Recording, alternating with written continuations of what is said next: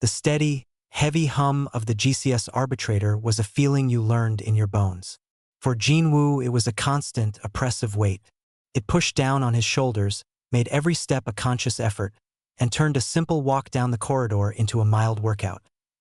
The ship's artificial gravity was set to 2.5 times Earth standard. It was the galactic norm, designed for species like the Tarkavians and the Grathner, who came from dense, high-gravity worlds. To them, it was comfortable. To a human from Earth, it was like wearing a heavy, invisible suit at all times. Jinwoo moved with a slow, deliberate pace. He carried a diagnostics case, a solid metal box filled with sensitive tools. On Earth, it would have been moderately heavy. Here, it felt like it was filled with rocks. His muscles, trained in 1G, strained with the extra load. A shadow fell over him. Vlar, the chief of security, a broad Grathner whose green, scaled skin seemed to gleam under the lights, folded his arms. His frame was wide and powerful, built for this environment.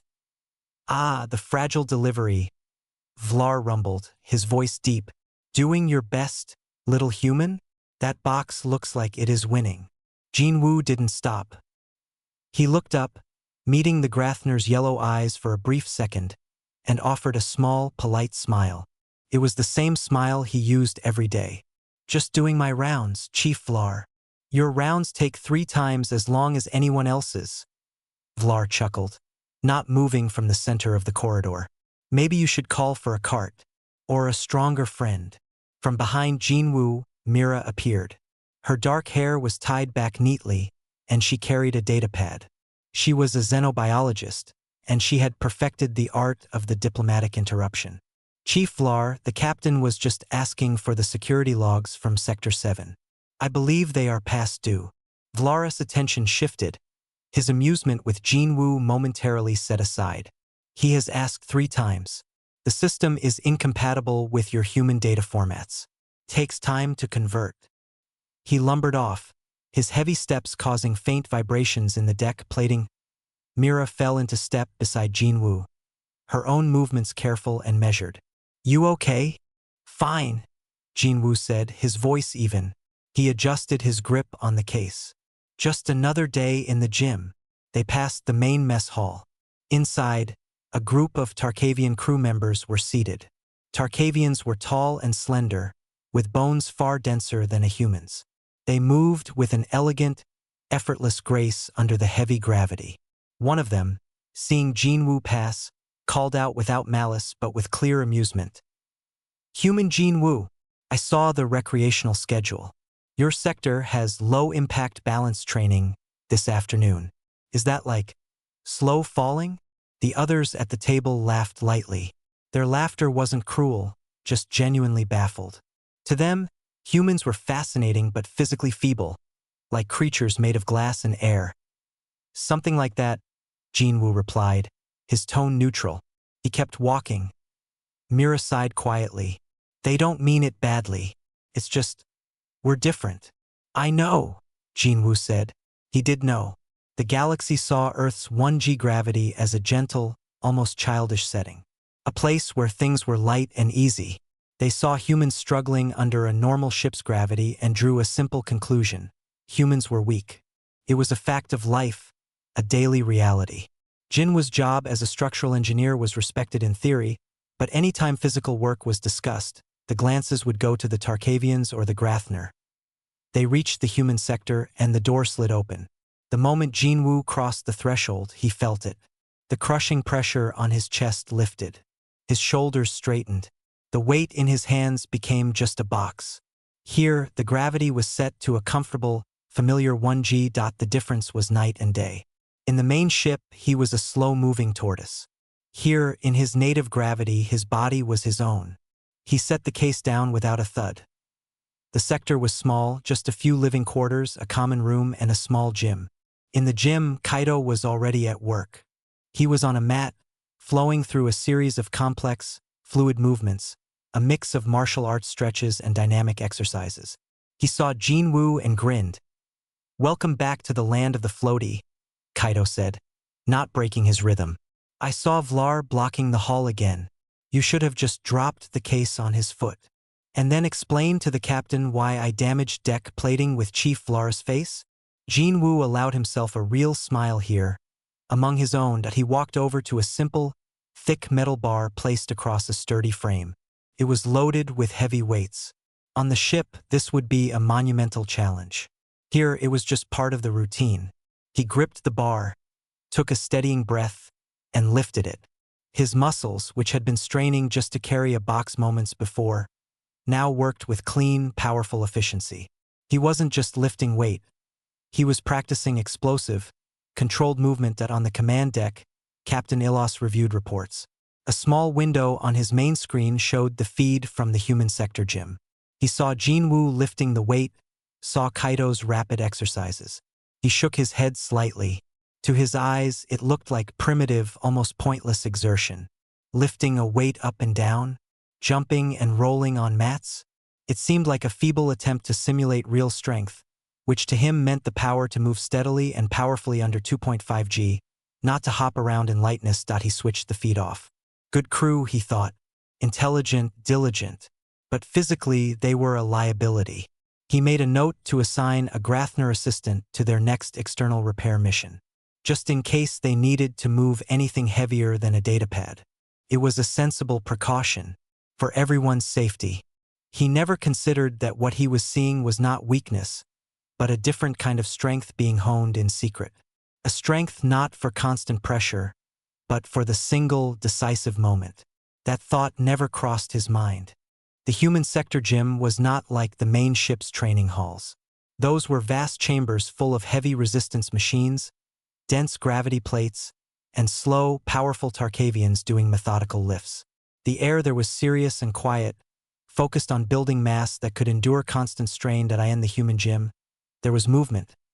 Jin Woo stood on a mat, facing Kaido. They were not wearing the padded suits used for sparring by other species. They wore simple, flexible clothes. Mira watched from the side, her datapad forgotten in her lap.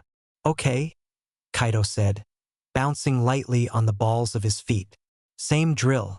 Push, you move. Don't fight the force. Use it. Kaido stepped forward and shoved Jin Woo's shoulder. A strong, direct push. Instead of bracing and pushing back, which would have been impossible against a stronger opponent, Jin Woo did something else. He let his shoulder go back, his entire body turning with the push. He used Kaido's own forward momentum, grabbed his wrist, and guided him forward and down. Kaido landed on the mat with a controlled thud, rolling and coming back to his feet smoothly. Good, Kaido said, grinning. You didn't resist. You redirected. That's the key. On the command deck, Captain Ilos had the internal monitor on in the background. He glanced at it occasionally as he worked. He saw the two humans tumbling and twisting. It looked chaotic to him, undisciplined, like play fighting. He called Mira on the comm. Dr. Park. A moment of your time. Myra's face appeared on his screen, a little flushed. Captain, your colleague's activity, Ilos said, gesturing vaguely. I am reviewing crew wellness protocols. This exercise, what is its purpose? It seems to have little strength or endurance value. Mira nodded, choosing her words carefully. It's called jujitsu, Captain. It is not about being stronger than your opponent. It is about being smarter, using balance, leverage, and your opponent's energy against them. On Earth, gravity is lower, but momentum is still powerful. Learning to control a fall or to use someone's charge against them is vital. Ilos's expression was polite but skeptical. A philosophical approach. But in a real crisis, philosophy is less useful than solid bone and strong muscle. Do they do any meaningful strength training? Yes, Captain, Mira said. She switched the camera view to show Jin Woo, who was now at the weighted bar again. He took a deep breath and lifted the weight, not slowly like a Tarkavian would, but in a fast, powerful pull, bringing it up to his chest and then pushing it overhead in one fluid motion before lowering it with control. Ilos watched. The weight was significant, he could tell, but the speed was what seemed strange and reckless. Why the haste? Slow, controlled motion builds durable strength. That speed seems to prioritize momentary burst over lasting power. It is inefficient for real work. That is the point, Captain, Mira explained. Earth's gravity allows for faster movement. Our strength is not for holding up great weight for a long time. It is for a quick, powerful action. To jump, to throw, to strike. That bar is not just heavy. It is a tool to train our nervous system to fire all our muscles at once, quickly. Ilos made a note on his datapad.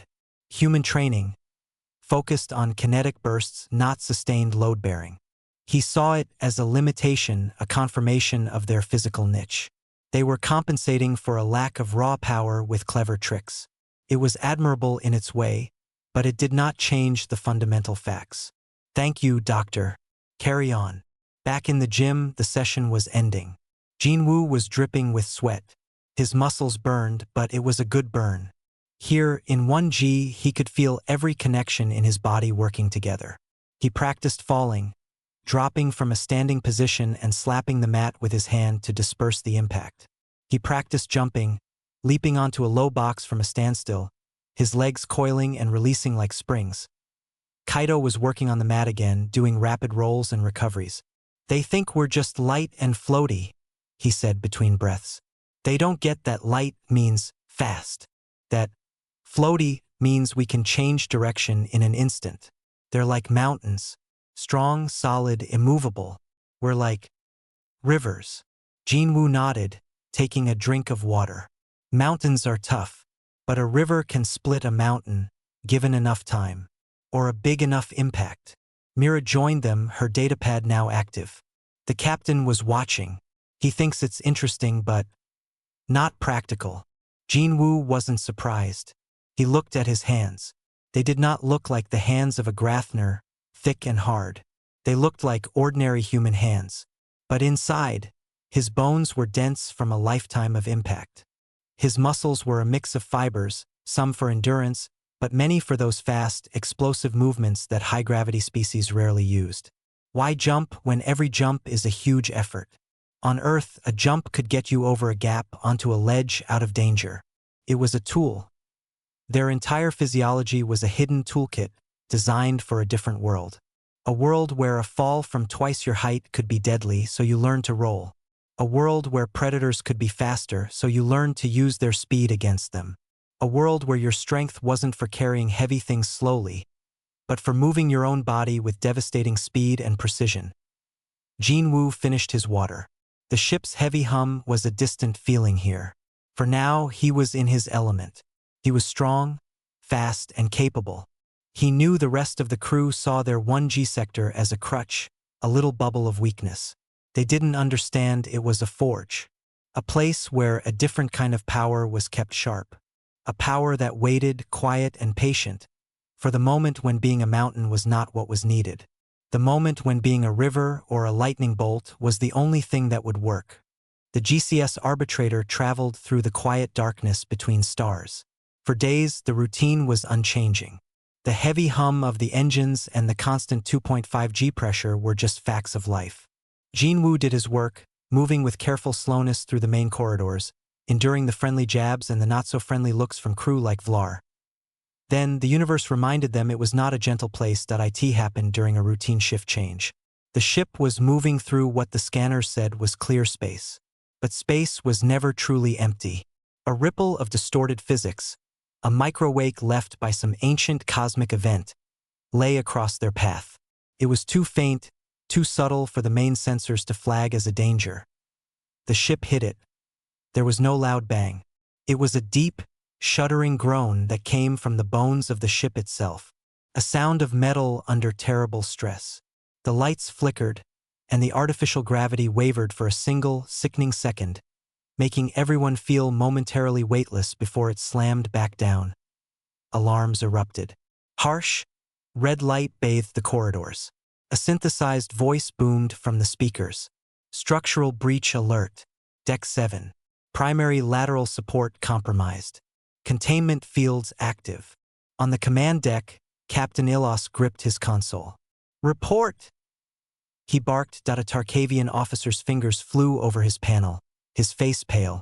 Lateral support beam Gamma 7 has sheared completely, Captain. The microwake caused a harmonic vibration we couldn't dampen. The deck is buckling. If it goes, the whole cargo bay and everything below it. Ilos didn't need the rest. A catastrophic hull failure. Get a damage control team down there now. Full exosuits. Down on Deck 7, the situation was chaos. The air was hazy with containment field sparks, which held the atmosphere in but did nothing for the structure. The beam in question was massive, as thick as a human torso. It ran across the width of the deck, holding up the ceiling and the weight of everything above it. Now, it was broken in the middle. The two jagged ends had twisted apart. The deck plating itself was groaning, a visible split starting to run down its length like a growing crack in ice. Every few seconds, a sharp ping or a wrenching groan echoed as metal yielded under the immense 2.5 G load. The damage control team arrived. They were all Grathner and Tarkavian, clad in heavy engineering exosuits. The suits amplified their strength, turning them into giants capable of moving ship plating. They assessed the damage, their helmet lights cutting through the haze. The fracture point is here. The team leader, a Grathner named Bohr, come to the bridge, but the primary access is collapsed. The only way to reach it is through the maintenance crawlspace, the one that runs behind the secondary power conduit. Then use it. Captain Ilos's voice came through. Bohr tried. He maneuvered his suit towards the crawlspace hatch. But the suit was too broad, too bulky. The hatch was only about a meter wide. He couldn't even get his armored shoulders through. Another crew member, a slimmer Tarkavian, tried without the upper part of his suit. He got his head and shoulders in, but the space inside was a jagged mess of snapped conduits and bent framework from the initial shearing. His dense bone structure made him less flexible. He couldn't twist through the wreckage. "It's no good, Captain," Bohr reported, frustration clear in his voice. "The space is too tight and too damaged. The suits don't fit.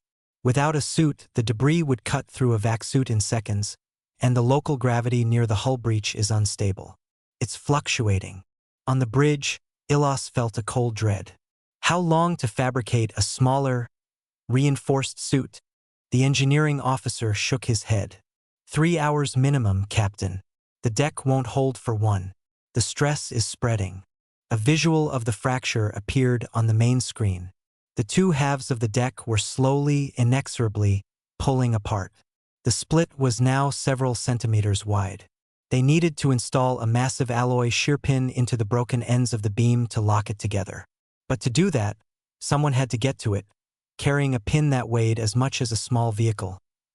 Silence fell on the bridge, broken only by the blaring alarms. They had the tool.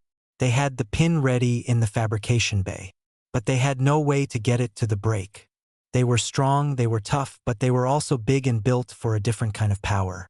The ship was going to tear itself apart because of a hole too small for a hero.in the human sector.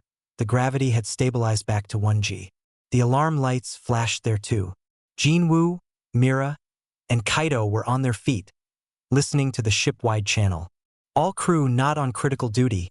Stand by for possible evacuation orders from decks 6 through 9. Mira looked at the schematic on her datapad, her face serious. Deck 7. The main lateral support. That's bad. Jinwoo was already pulling up the ship's structural diagrams. He zoomed in on the damaged area. He saw the broken beam. He saw the maintenance crawlspace access. He saw the readings from the damage control team. Asterisk local gravity fluctuation. 0.8 G to 1.2 G. Containment field integrity. 94%. Debris field, high density, sharp. Asterisk he saw the problem. And a thought, quiet and impossible, began to form in his mind.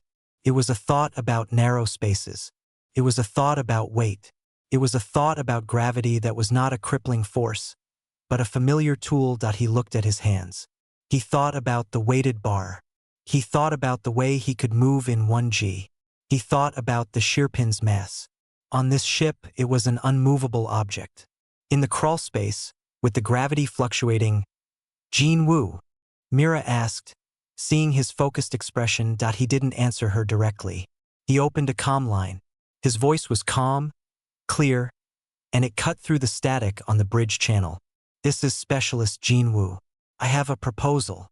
Jinwoo's voice on the bridge channel was like a drop of water in a quiet room. Every officer turned from their screens, surprised. A human was speaking during a major structural crisis. Captain Ilos frowned. Specialist Jinwoo, this is a bridge priority channel. State your proposal quickly. The image on the main screen switched to a feed from the human sector. Jinwoo stood there, looking at the camera. He looked small. He looked calm. Behind him, Mira and Kaido watched with worried eyes. The crawl space, Jinwoo said. His words were simple and direct. I can fit. I can navigate the debris. And I can install the shear pin. For 2 seconds, there was complete silence on the bridge. Then, a low grumble came over the comm from Deck 7. It was Vlar. Do not waste our time with jokes, human. The pin is 100 kilos. The debris would cut your soft suit open. Your body would be crushed before you got halfway. On the screen, Jinwoo didn't flinch. He nodded as if he had expected this. You are correct, Chief Vlar. Under 2.5 G in the open, I could not lift it or survive the debris. But the crawl space is not under 2.5 G. Captain Ilos leaned forward. Explain. Jinwoo called up a data window. It showed the technical readouts from the damaged section. The crawl space runs along the inner hull. The gravity plating there is damaged. The field is unstable. The readings show it is fluctuating between 0.8 and 1.2 Earth standard gravity. He paused, letting that sink in. That is my native gravity.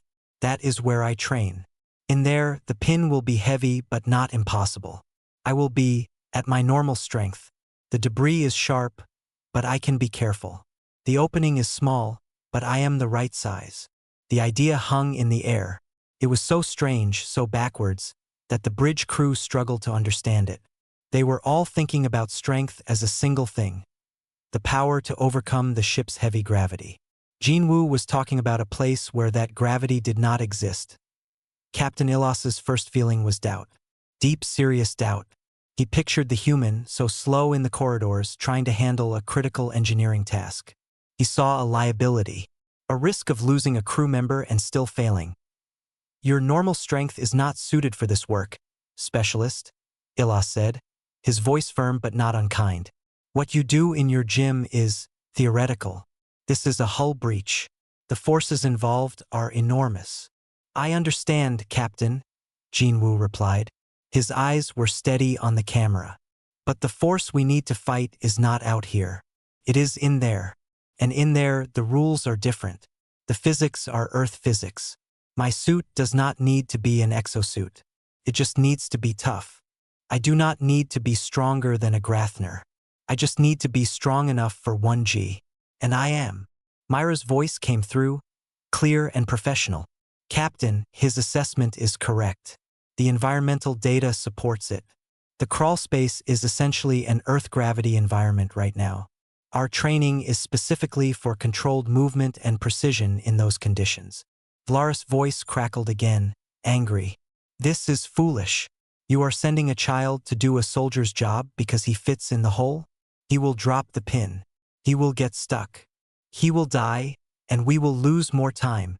Jinwoo heard the anger. He understood it. To Vlar, sending him was an insult to every strong crew member who couldn't go. It was admitting that their strength, the thing they were proud of, was useless here. Captain Ilos looked at the main screen. The graphic of Deck 7 showed the crack spreading another millimeter. The groans of the ship were audible even on the bridge. They had no other options. No time for new suits. No other crew who could fit. Was a terrible decision. Bet on the weak link, or watch the ship break apart. Ilos made his choice. Specialist Jinwoo, he said, his voice heavy with responsibility. Report to Fabrication Bay 2. You will be fitted with a Class 3 reinforced vac suit. The shear pin will be prepared. He turned to his engineering officer. Get me a direct feed from his suit camera. I want to see everything. The order sent a ripple through the crew. Looks were exchanged. Some were skeptical. Some were worried. No one looked hopeful. In the human sector, Jinwoo simply nodded. On my way, Captain. The comm link closed. Kaido clapped him on the shoulder, hard. You sure about this? No, Jinwoo said honestly. He took a deep breath. The calm he had shown on the comm was still there, but underneath it was a tight coil of energy. This wasn't the gym. This was real. But it's the only move on the board. Mira looked at him. The gravity will jump. It won't be steady. 0.8, then 1.2. You'll feel light, then heavy. Your timing. I know, he said. He was already moving towards the door, his mind seeing the crawl space, feeling the weight of the pin. He wasn't thinking about proving a point. He wasn't thinking about the laughter. He was thinking about vectors and mass and leverage. He was thinking about a single, perfect action. He was thinking about the drop. The walk to the fabrication bay felt longer than usual. Crew members he passed didn't laugh now. They stared. They saw the human who was going to try the impossible. Their looks were a mix of pity and curiosity. He ignored them. He had proposed the plan. Now he had to do it. The ship was counting on the one thing everyone had laughed at: a man from a world of weak gravity. The fabrication bay was a place of noise and sharp smells. Jinwoo stood still as the technicians, a pair of quiet Tarkavians, fitted him with the Class 3 suit. It was not like the bulky exosuits. It was sleek, made of a dense, gray woven material with reinforced plates on the chest, shoulders, and knees. It felt heavy in the bay's 2.5 G, but he knew it would be manageable where he was going. A Grathner engineer wheeled in the shearpin. It was a solid bar of dark metal, as long as Jinwoo's leg and thicker than his wrist. One end was pointed, the other had a flat, heavy cap. The Grathner handled it with clear effort, his muscles straining. He looked at Jinwoo, his expression impossible to read behind his faceplate, and grunted. Good luck, human. You will need it. Jinwoo attached the pin to a heavy-duty harness on his back. When the clamps locked, the weight drove him down a step. He bent his knees, taking the load. It was immense. Felt like the entire world was pulling on his shoulders. This was the weight they all carried, every day. He took a slow, deep breath, centering himself. He just had to carry it to the access hatch. After that, the rules would change. He moved through the corridors toward Deck 7. His progress was painfully slow, a strained, shuffling walk. Crew members pressed against the walls to let him pass, watching in silence. The only sound was the scrape of his boots on the deck and the deep, rhythmic groan of the wounded ship. The entrance to the maintenance crawl space was a scene of organized panic. Damage control teams had cleared the area. Bohr, the Grathner team leader, stood by the open hatch. The hatch was a dark, square mouth in the wall. Wires and broken conduit ends snaked out of it like torn veins. The sounds from within were worse here. A chorus of metallic creaks and sharp pings. Bohr looked Jinwoo up and down. The feed from your suit is live. The captain is watching. We will guide you from here. The path is about 20 meters. The fracture is at the end. The space gets tighter. Jinwoo nodded, his helmet amplifying the movement. Understood. He turned and faced the hatch. He had to go in sideways. He took one last breath of the cooler bridge air, then ducked into the darkness. The world changed. The first thing he felt was the gravity. It was like stepping off a cliff, but upwards. The crushing weight on the pin on his body just vanished. For a second, he felt too light, almost floating. The suit's sensors flickered. 82 centimos. He adjusted his stance, his body instinctively knowing what to do. This was his environment. The second thing was the mess. The crawl space was a tomb of broken machinery. Shattered fiber conduits hung like jagged teeth. Torn metal panels blocked his path. He had to twist, contort, and squeeze through gaps that would have been impossible for anyone broader or less flexible. His suit scraped against the edges, but it held. Turn left at the bent coolant line, Bohr's voice said in his ear. Go slowly. Jinwoo moved. He wasn't slow now. In this low gravity, his movements were careful but quick. He pulled himself along with his hands, pushing with his feet. The pin on his back was a weight, but it was a weight he could manage. It bumped against the walls, a dull thud that echoed in the tight space.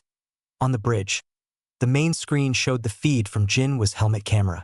The view was shaky, showing tight walls and dangerous debris. The crew watched, mesmerized. They saw the human moving with a strange, fluid grace they had never seen before. He was not fighting the environment. He was flowing through it. Gravity spike, the engineering officer warned. Local field rising. Jinwoo felt it. It was like an invisible hand suddenly pressed down on him. The suit readout flashed. 1.18 G. The pin became heavier. His muscles tightened, responding to the familiar, slightly increased load. He braced a foot against a solid beam and pushed harder. It felt like a hard workout back in the sector gym. Difficult but normal. He kept going. The sounds of the ship's distress were louder here, more personal. Each groan vibrated through the metal into his bones. The crack in the deck was not just a diagram now. He could hear it, a long, slow tear in reality. He reached a collapsed section. A thick bundle of cables had been severed and was blocking the way. There was a small gap underneath. "You'll have to crawl," Bohr said. "It's the only way." Jinwoo disconnected the pin from his harness. He pushed it ahead of him, sliding it through the gap. It scraped loudly. Then, he got down on his stomach and shimmied through after it. The torn edges of the deck plating caught on his suit, but the reinforced material held. He emerged into a slightly wider junction. And there it was. The fracture. In the dim emergency light, he could see the broken ends of the great beam. They were not clean. They were twisted and torn. And they had moved. The gap between them was not a neat line. It was a ragged, open wound. Through it, he could see the terrifying darkness of the cargo bay below, held back only by the shimmering blue containment field. The two halves of the deck were still moving. Slowly, with a sound like grinding teeth, they were pulling apart. The split in the deck plating beneath him was now a hand's width wide. "Specialist Jinwoo." Captain Ilas's voice came through, calm but urgent. "You are at the site. Do you have visual on the beam ends?" "Yes, Captain." "Can you install the pin?" "The procedure is to insert it into the pre-drilled sockets on each broken end. It should lock them together." Jinwoo stared at the broken beam. He looked at the sockets, one on each twisted piece of metal. They were not aligned. The deck's twisting had pulled them out of line. The pin would not simply slide in. He felt a cold clarity wash over him. "Captain," he said, his voice quiet in the helmet. "The sockets are misaligned by several degrees. The deck torque is too great. If I try to put the pin in one side, the force will just bend it. It won't lock." Silence on the channel. Then Ilas, his voice tighter. "What is your assessment?" Jinwoo looked at the pin. He looked at the gap. He looked at the broken ends and the powerful forces trying to pull them forever apart. He was not an exosuit. He could not force them back into place. But he understood momentum. He understood impact. He thought about the weighted bar. He thought about the drop. "Sir," Jinwoo said, "I have a different idea." The crackle of the comm link was the only sound in Jinwoo's helmet. He knew everyone was waiting, the bridge, the damage control team, Mira and Kaito listening somewhere. They were waiting for the human to admit defeat. "What is your idea, Specialist?" Captain Ilas's voice asked. It was calm, but Jinwoo could hear the tension underneath. Jinwoo kept his eyes on the fracture. The two broken ends of the beam were like angry jaws, slowly opening. "The pin will not fit the way the procedure says," he explained, his words slow and clear. "The force is not just downward. It is a twisting force. The deck is trying to split. The pin needs to stop that twist." He reached out and touched one of the broken ends. It was cold and solid. "If I can get the point of the pin into the lower socket first and then use the splitting force itself, the top half of the deck as it pulls away will help me. It will drag the pin into position. But to start it, I need to drive the point in. Hard. And I need the deck's own movement to work for me, not against me." On the bridge, the engineering officer shook his head. "He is talking about using the catastrophic failure as a tool. That is unprecedented. The timing would have to be perfect." "How do you drive it in, Specialist?" Ilas asked. "You do not have a hydraulic ram. You do not have a power driver. Jinwoo looked up. Above the fracture, the crawlspace opened into a small vertical shaft where a cluster of conduits ran upward. There was a sturdy crossbeam about 3 meters above the break. "I have gravity," Jinwoo said simply. "And I have mass." Took a moment for the meaning to land. Vlar's voice exploded over the channel from Deck 7. "He wants to jump on it? He wants to use his puny body to hammer a structural pin? Captain, this is madness. He will bounce off like a bug." But Captain Ilos was staring at the feed from Jinwoo's suit. He was not seeing the human size. He was seeing the calm in his eyes. He was remembering the footage from the gym, the fast, powerful lifts, the controlled drops. He was thinking about a world with weaker gravity where a falling body was a common source of force. "Explain," the physics specialist, Ilos ordered. Jinwoo moved, positioning the heavy shear pin. He braced its pointed end against the lower socket in the broken beam. The flat, capped end pointed upwards, toward the crossbeam above. "I will secure the pin here, then I will go up there." He pointed his helmet camera at the crossbeam. "The local gravity is fluctuating between 0.8 and 1.2 g. That is my gravity. From that height, my mass in this suit, combined with the velocity of a fall, will create a significant impact force on the pin's cap. It will drive the point into the socket. Once it is started, the deck's own torque will pull the rest of the pin through, locking the brake." He made it sound so logical, like a recipe. "And if you miss?" Ilos asked. "If you slip? If the pin moves? Then the pin falls into the cargo bay, and the deck likely splits before we can try anything else," Jinwoo said with no emotion. "But if I do not try, the deck splits anyway. This is the only way to use the available force." The silence that followed was heavy. Jinwoo could hear the ship groaning around him. The crack whispered to him, growing wider by the second. He was out of time for debate. "Do it," Captain Ilos said. The order was quiet, but final. Jinwoo did not hesitate. "I need a tension cable, thin but strong, 3 meters long." On Deck 7, Bohr immediately understood. He shouted orders. A slim, high-tensile cable was fed carefully through the crawlspace. Jinwoo grabbed the end. He tied it securely around the middle of the shear pin. He tied the other end to a solid anchor point on the lower beam. This would stop the pin from falling through if his strike failed. It was his one safety measure. Now came the hard part. He had to climb. The walls of the vertical shaft were rough, with conduits and brackets he could use as handholds. In the variable gravity, it was like a strange rock climb. At 0.8 g, he pushed off too hard and almost floated past his hold. At 1.2 g, he had to pull with all his strength. He focused on his breath, on each grip. His muscles, trained for this very kind of dynamic, adaptable movement, served him well. He reached the crossbeam. It was a thick, solid bar of metal.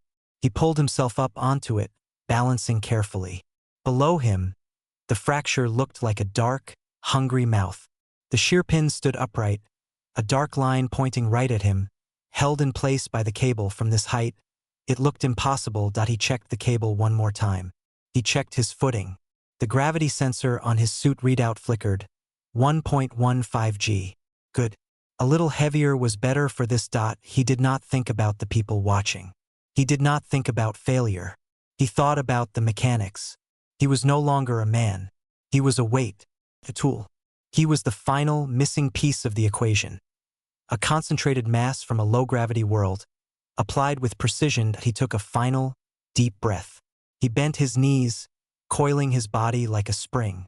Every muscle fiber prepared for one single, explosive release. On the bridge, every eye was locked on the screen. They saw the dizzying view from the beam, looking down at the pin and the dark split in the deck. They saw the human figure, poised high above it all. Jinwoo dropped. He didn't jump out. He just stepped off the beam and let gravity take him. He pulled his legs up slightly, making his body a compact, heavy bullet. He aimed the soles of his boots for the flat cap of the shear pin. For a second, he was just falling. The walls rushed past. The pin rushed up to meet him. Then, impact. The sound was not a clang. It was a deep, solid crack that echoed through the crawlspace, up through the deck plating, and into the very spine of the ship. It was the sound of two immense forces meeting and one yielding. Jinwoo's boots hit the flat cap of the shear pin with every ounce of mass and velocity his fall had given him. The force traveled down the dense metal rod in an instant.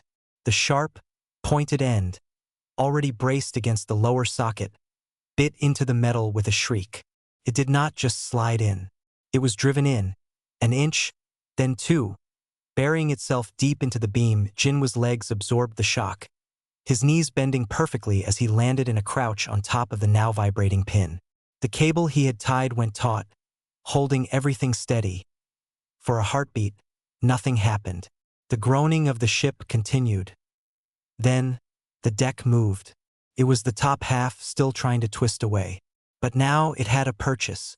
The deeply embedded point of the pin acted as a fulcrum. As the deck torqued, it grabbed the length of the pin and began to pull it sideways, dragging it through the hole it had started. Metal screamed against metal in a shower of sparks.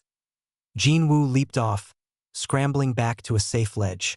He watched, his breath loud in his helmet. The shear pin, designed for this very purpose, was stronger than the twisting force. It resisted bending. Instead, it forced the two broken ends of the beam back into alignment. The upper socket, misaligned just moments before, scraped over the pin's shaft and then, with a final, deafening thunk, slammed down over it.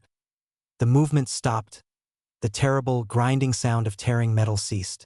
The groan of the deck became a low, settling sigh.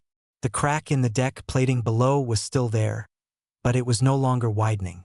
It was frozen, held together by the dark metal rod that now ran through the heart of the break. Silence filled the comm channel. Then the engineering officer on the bridge whispered, "Structural integrity, stabilizing. The torque is equalizing. The pin is fully seated. The fracture is locked." It was over. Jinwoo slumped against the wall, the adrenaline draining away, leaving him feeling hollow and shaky. He heard a burst of static, then Captain Ilas's voice. "Specialist Jinwoo, report your status." "I'm okay, Captain," Jinwoo said, his voice tired. "The pin is in. It's holding." "Get out of there," Ilas ordered, his tone leaving no room for argument. "The repair teams will secure it from the main deck now that the breach is stable. Return to the access hatch." The climb back was a blur. The gravity fluctuations felt trivial now. He retraced his path through the jagged debris, his mind quiet. He didn't feel like a hero. He felt like a man who had just finished a very difficult, very dangerous job. As he neared the hatch, a light shone in. Strong hands reached in, Grathner hands, not to mock, but to help. They pulled him gently out into the brighter light of Deck 7. He stood up, unclamping his helmet and pulling it off. The air smelled of ozone and scorched metal. The damage control team stood around him, their exosuits making them look like giants. They were all staring at him. Vlar was there. The Grathner chief took a step forward. He looked at Jinwoo's face, then past him at the dark hatch, the tiny hole that had been the ship's only hope. He didn't speak for a long moment. Then he gave a single, slow nod. It wasn't a smile. For a Grathner, it was something deeper. It was respect. Bohr clapped a heavy, suited hand on Jinwoo's shoulder, a touch that was surprisingly careful. "Good drop, human." Jinwoo just nodded, too tired for words. That he was escorted back to the medical bay for a checkup. The walk through the ship was different. Crew members didn't look away or offer pitying smiles. They stopped and watched him pass. Their expressions were new. Curiosity, reassessment. A in the medical bay. Mira was waiting. She didn't say anything. She just hugged him tightly for a second, then stepped back, professional again. As the medic scanned him later, cleaned up and in a fresh uniform, Jinwoo was called to the bridge. The command deck was quiet, the alarms silenced. The main screen showed a peaceful starfield. Captain Ilas stood from his chair as Jinwoo entered. Every officer on the bridge turned to look. Ilas walked over to him. He looked at Jinwoo, really looked at him, as if seeing him for the first time. "Specialist Jinwoo," the captain said, his voice formal but warm. "The arbitrator is secure because of your actions, your understanding of the environment, and your application of unconventional physics was correct. You saved the ship. Thank you, sir. I just used the tools I had, Jinwoo replied. That is the point, Ilas said. He glanced around the bridge at his tall Tarkavian officers, at the screens that showed the sturdy Grathner teams working below. We have relied on one kind of tool, one kind of strength. We saw your gravity as a weakness. We were wrong. We saw your training as a game. We were wrong. He paused. You were not weaker. You were adapted for a different kind of power. A power we did not understand until we needed it. The captain extended his hand. Jinwoo took it. Ilas's grip was strong, but it was not a test of strength. It was a greeting between equals. From now on, Captain Ilas announced to the whole bridge, the human sector training protocols will be reviewed by engineering and tactical. What we call low-impact balance training has another name. We will learn it. We will understand it. As Jinwoo left the bridge, the hum of the ship felt the same. But everything else had changed. No one would laugh at Earth's weak gravity again. They had seen what a man from that world could do. They had seen him drop down and with the force of his own world, split a deck in half, not to destroy it, but to make it hold that he walked back to his sector, not with a strut, but with the same quiet step as always. The difference was now the galaxy finally saw what that step meant.